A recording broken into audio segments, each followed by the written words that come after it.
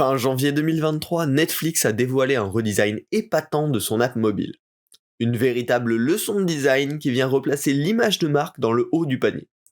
On en tire des leçons tout de suite dans Parlons Design.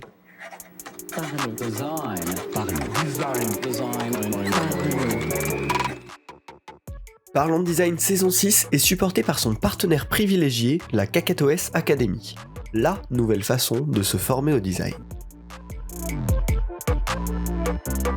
Salut, c'est Romain Vachna, bienvenue dans un nouvel épisode de Parlons Design pour parler du redesign de Netflix, la plateforme de streaming qui a clairement initié le mouvement de ces dernières années. On va parler ici du redesign de leur app mobile, qui est hyper intéressant. Alors, pour commencer cet épisode, un petit peu de contexte. Bon, Netflix a bien sûr été le leader du streaming vidéo ces dernières années, mais il s'est fait attaquer fort, et plutôt avec succès par de nombreux concurrents là, depuis 2019 environ. Il y a eu notamment Disney+, Amazon Prime Video, Paramount, HBO, Hulu, Apple TV+, enfin voilà. Énormément de plateformes qui sont arrivées sur le marché, dont certaines avec grand succès, hein. On peut notamment penser à Disney+, qui a fait un beau carton. Et le problème de Netflix ces derniers mois, ces dernières années, c'est qu'il commence à y avoir une tendance un petit peu qui se dégage d'un manque de qualité de contenu aux dépens de la quantité, bien sûr. Énormément de séries originales Netflix ces dernières années, avec voilà une qualité un petit peu plus aléatoire qu'auparavant, en tout cas que sur les premières séries, et en parallèle, un prix qui augmente. Donc malgré tout, Netflix commence à arriver à un plateau sur lequel elle stagne, avec des petits problèmes d'image et de prix. Et donc, en partielle solution à ça, est arrivé un revamp visuel de l'application, avec probablement pour but de remonter la perception de qualité renvoyée par Netflix. Et on peut dire que à première vue, ça semble avoir été très réussi et très bien accueilli par le public pour des raisons multiples. Mais nous, ce qui va nous intéresser, c'est qu'il y a plein de leçons de design excellentes à en tirer, parce que c'est vraiment une très belle mise à jour, voilà, plutôt raffinée. Alors commençons tout de suite avec le premier point.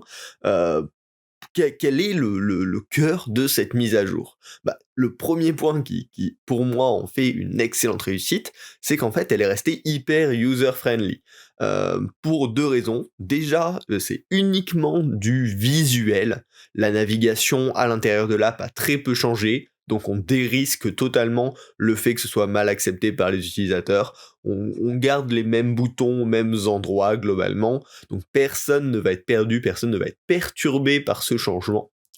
Deuxième point, la structure de contenu elle-même n'a pas changé. Sur la page d'accueil, on retrouve toujours le même type de catégorie, avec le même type d'interaction qu'on peut avoir dessus. Donc là, pareil, ils ont enlevé le risque de dérouter les utilisateurs en leur faisant dire du jour au lendemain « Ah ouais, mais je trouve plus ça, je sais plus où c'est, etc. » qui est souvent ce qui fait que les gens n'aiment pas finalement les redesigns, parce que du jour au lendemain, ils perdent leurs habitudes. Et ça, c'est la chose la plus récurrente. Et c'est pour ça que c'est toujours dur, en général, de qualifier au début, est-ce qu'un redesign a marché ou pas ? C'est parce que les gens vont être perdus, vont avoir une réaction de contre face à ces changements, et finalement, peut-être que sur le long terme, ils vont complètement l'apprécier, ça va avoir l'effet escompté. Mais ici, Netflix a juste pas pris ce risque-là, ils ont gardé la même navigation, la même structure de contenu, et donc forcément, il n'y a pas cette aversion au changement qui apparaît. Et également, pour les petits changements qui ont pu apparaître, ils ont peaufiné ça avec des animations qui viennent contextualiser ces changements-là et qui nous font apprendre naturellement la mise à jour. Et donc en fait, voilà, c'est vraiment un package parfait où on a l'impression que rien n'a changé, alors qu'énormément de choses ont changé.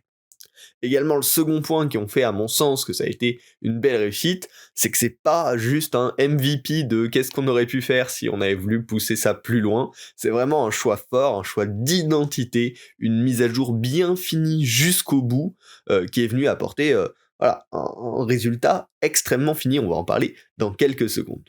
un bon raffinement déployé en masse du jour au lendemain, qui est pas mal d'ailleurs en opposition avec la strat d'A/B test habituelle de Netflix. On sait que Netflix, ils font énormément de tests A/B, c'est-à-dire deux interfaces qui permettent de faire la même chose, ils le balancent à un certain pool d'utilisateurs, ils regardent les résultats de conversion derrière, et ensuite ils vont délivrer à l'ensemble du public la version qui a le mieux marché. Ici, ils ont vraiment fait une mise à jour brute, classique, traditionnelle, où ils ont juste release leur mise à jour à tout le monde, du jour au lendemain globalement. Et donc c'est aussi assez important à noter dans ce redesign, c'est que ça n'a pas été un petit test, ça a été vraiment un gros truc fait sur le long terme, approuvé et poussé par Netflix avec une vraie décision stratégique là-dessus. Donc globalement, voilà, avant qu'on rentre dans les détails de qu'est-ce que c'est concrètement, pour moi, les premiers points de la réussite de cette mise à jour, c'est que finalement c'est la même expérience, mais avec un visuel amélioré, avec juste pour but d'améliorer l'image de marque par des détails d'interface, des détails visuels. Alors, creusons, quels sont ces détails visuels? Globalement, ils sont placés sur un point principal, c'est créer des transitions cohérentes et raffinées. C'est à peu près uniquement ça, ce revamp d'interface de Netflix. Alors, il y a quelques changements dans 2-3 formes, mais le plus gros changement qui a marqué le public et qui crée cet effet de qualité, ce sont les transitions. Alors, il y en a 3 principales qui sont assez fortes. Le premier que vous allez probablement très rapidement remarquer si vous ouvrez l'application, c'est l'ouverture et la fermeture d'une fiche de film. Quand on va cliquer sur une affiche de film, l'animation est extrêmement bien travaillée. Déjà, le premier point, quand on va poser son doigt, il y a un espèce d'effet de focus quand on a le doigt dessus qui enclenche le début du mouvement.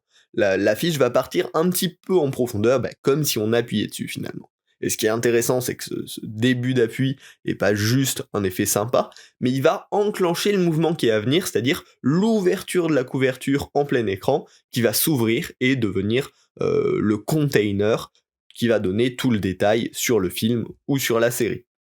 Petit détail ici, la carte, elle va garder le corner radius de l'affiche présentée au début, donc ça permet de garder bien la consistance du fait de « Ah oui, c'est bien cette affiche dans laquelle j'ai zoomé, enfin, qui s'est ouverte à moi, qui s'est rapprochée de moi pour me montrer son contenu », donc petit détail extrêmement, extrêmement intéressant.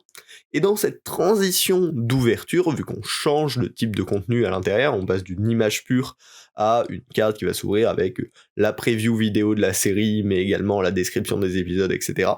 Ils ont joué avec un petit jeu de flou pour que finalement la couleur de l'affiche crée une partie de la transition, crée une transition assez agréable visuellement entre les deux états, et sans que ce soit une animation trop complexe, parce que finalement on a juste un changement d'échelle de cette carte, de cette affiche là pour qu'elle devienne la carte complète, et on a ce jeu de flou qui rend le tout assez agréable visuellement.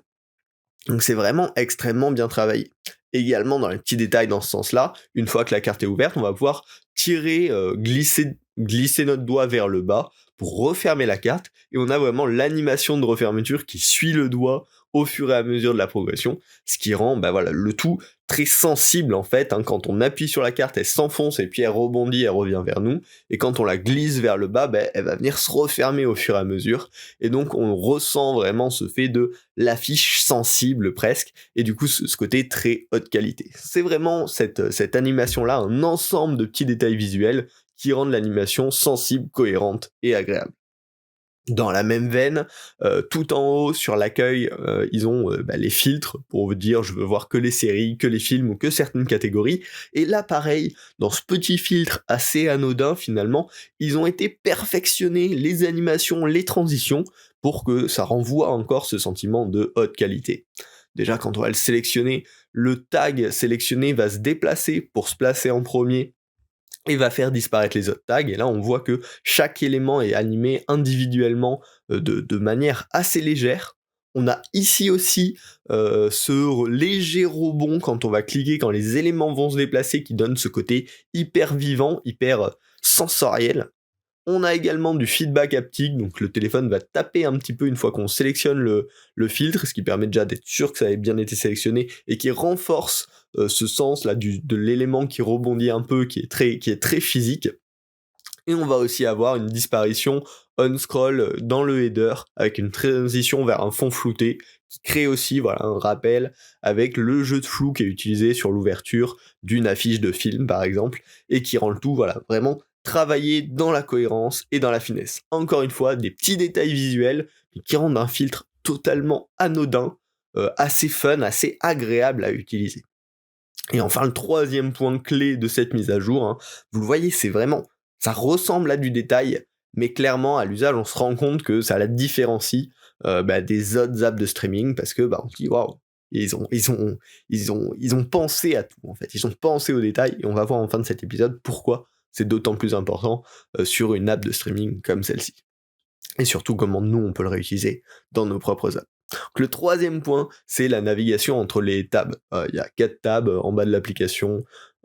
Je ne saurais plus vous les citer, mais il y a 4 tabs en bas de l'application. Et quand on va cliquer de l'une à l'autre, on va avoir l'ancienne tab qui va slider sur le côté, et la nouvelle qui va revenir de l'autre côté, avec une très légère animation, hein, pas une animation hyper forcée où ça traverse tout l'écran, mais vraiment un petit décalage léger, avec aussi une petite animation d'opacité, et qui va donner déjà ce sens physique des différentes tables qui sont côte à côte, on est en train de se déplacer entre, et encore une fois, pousser cette petite légèreté, agréabilité dans la navigation dans l'application. En petit détail, on a aussi l'icône de la tab bar qui va venir s'animer, et un petit feedback haptique aussi pour être sûr qu'on a bien sélectionné la bonne tab et que ça a été pris en compte rapidement, voilà, ça donne ce sentiment de fluidité.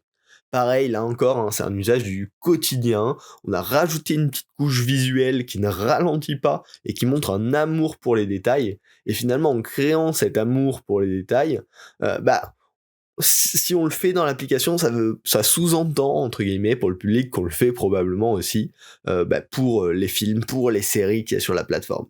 Et finalement, ça représente la marque bien mieux potentiellement que les couleurs, que le logo, dans quelles sont les valeurs qu'on transporte, quel est le cinéma qu'on transporte. Et c'est pour ça que cette mise à jour, elle me semble hyper intéressante d'un point de vue d'analyse design, parce qu'on voit que l'animation, qui est souvent un truc délaissé, parce qu'on se dit, ah non, on fait une version de base, on verra si on l'améliore plus tard, mais en fait, des fois, se dire, on pousse ces détails visuels, en fait, ça transmet une image forte pour l'entreprise, bien plus importante que toute autre feature qu'on aurait pu y rajouter. Et d'ailleurs, ils ont même poussé le délire plus loin, avec une interaction hyper affirmée, hyper identitaire, que je trouve très intéressante, et elle est, pour le coup, elle, vraiment toute bête, c'est la sélection du profil. Quand vous entrez sur l'application Netflix, vous pouvez sélectionner un profil, qui peut être par exemple les différents membres de votre famille, et chacun a une photo. Là, à la sélection du profil, il va y avoir un mouvement ample de déplacement de cette photo de profil qui va partir du milieu de l'écran pour aller dans le coin en haut à droite, mais qui va pas faire une ligne droite, il va faire une espèce d'arc de cercle pour s'y retrouver, un mouvement complètement étonnant la première fois, qui est un gros marqueur d'identité, de joie, hein, de plaisir, de fun, parce que c'est complètement inattendu, c'est un peu surjoué, quoi, ça ferait presque cartoon. Et pourtant, ça a été poussé à fond par Netflix, ça a été réutilisé dans toutes les transitions, intégrant la photo de profil. Quand on va sélectionner le profil pour en rechanger, quand on va naviguer entre les différents profils, on va toujours avoir ce type d'animation très bouncy, très cartoon. Et en fait, là encore, hein, c'est un choix super fort, et ils ont décidé de transmettre qu'est-ce que devait représenter Netflix pour les utilisateurs à travers cette bête interaction par laquelle les gens passent plutôt régulièrement. Et on se dit, ok, en fait, ouais, je suis content de l'utiliser, et on me le rend. Donc c'est fou que Netflix ait été aussi peu frileux et affirmé des décisions pareilles, mais derrière la mise à jour transmet une image de marque plus raffinée, plus concrète, et on comprend qu'il y a ce côté delight entre guillemets partagé par la marque qui dit c'est un plaisir d'utiliser Netflix, et on vous le rend, on vous le montre dans tous les détails, autant dans notre interface que dans nos séries, dans nos films qu'on vous propose. Voilà. Pour conclure cet épisode, je l'ai trouvé intéressant, et je me suis dit qu'il fallait en parler, parce qu'à l'époque où dans beaucoup d'entreprises on parle tout le temps de quick win, quelle est la petite optimisation qu'elle peut faire, quel est le petit changement qu'on peut faire qui va pas coûter trop cher en dev, mais qui va avoir un petit peu d'impact. Netflix, eux, ils se sont permis de sortir une mise à jour plutôt coûteuse en dev probablement, avec un changement peu impactant sur le long terme, mais plutôt une vision long terme sur comment on peut se placer sur le marché du streaming en termes d'image de marque. Et finalement, ça se rapprochait assez de ce que faisait Apple à un moment avec ses pubs qui parlaient même pas du produit, où c'est on est assez solide pour pouvoir vous présenter quelque chose de qualitatif sans attendre de retour direct, mais juste en vous le présentant dans le meilleur des aspects. C'est assez beau de voir des décisions fortes, actées comme ça, hein, qui résultent dans des résultats complètement remarquables. En tout cas, si vous n'avez pas encore testé cette nouvelle application Netflix, je vous recommande d'aller y faire un petit tour. C'est intéressant, vraiment la finition dans toutes ces transitions-là. Ça rend vraiment le produit haut de gamme. Et donc, en termes de leçons produits, nous, voilà, c'est important de réussir à trouver la balance entre les actions court terme à impact et les visions long terme porteuses de sens. Est-ce que rajouter ce genre de détails visuels qui vont raffiner le produit, ça prend tant de temps que ça ou pas? Comment on peut les optimiser? Comment on peut les intégrer au développement produit? Ça peut être des choix qui vont permettre de rendre le produit avec une image beaucoup plus qualitative, tout simplement. J'espère que ce podcast vous a plu. Si vous ne voulez pas rater ce genre d'infos, j'ai une newsletter qui s'appelle Partageons Design, auquel vous pouvez vous abonner par mail ou par flux RSS. C'est gratuit bien évidemment et je sélectionne manuellement les meilleurs articles de design tous les jours pour vous les partager. Donc, n'hésitez pas à vous y abonner. Et également, si vous avez aimé le podcast, abonnez-vous sur votre plateforme de podcast préférée, Spotify, Apple Podcasts, Deezer, Google Podcasts, bref, votre plateforme préférée. Et puis on se retrouve la semaine prochaine pour un nouvel épisode. Salut!